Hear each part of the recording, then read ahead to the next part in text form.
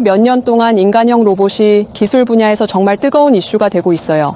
기술이 계속 발전하면서 인간형 로봇이 이제 공상과학 영화 속 상상에서 현실로 바뀌고 있는 거죠.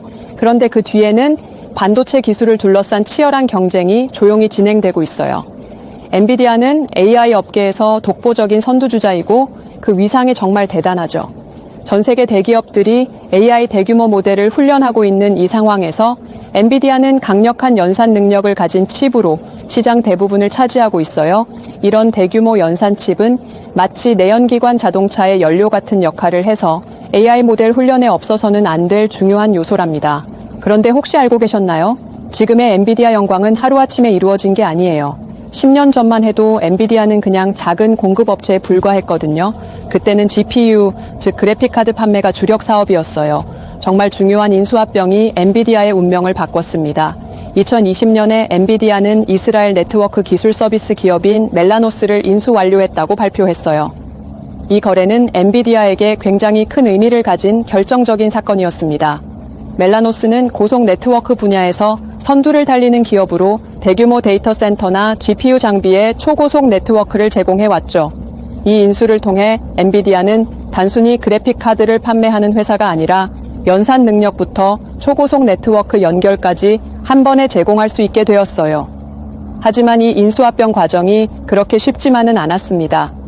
각 나라에는 독점 방지법이 있어서 두 대기업이 합병하면서 시장 점유율이 커질 경우 반드시 각국의 규제를 통과해야 했습니다.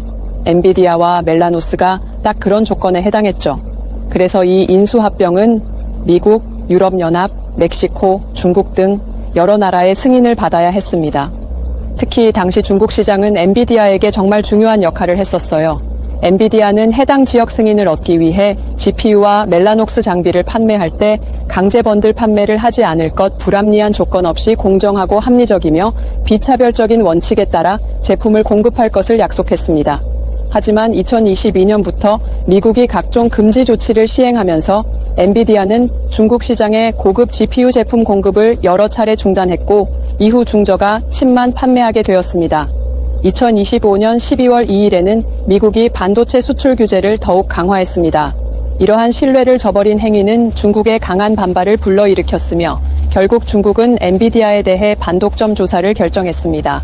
이는 단순한 상업적 조사가 아니라 패권주의에 대한 방역이자 공정한 시장 경쟁을 유지하려는 태도를 보여주는 결정입니다. 이 모든 배경은 강대국 간 상업적 갈등과 협상의 일환이라 할 수 있습니다. 더 흥미로운 소식은 저를 팔로우하며 확인해 보세요.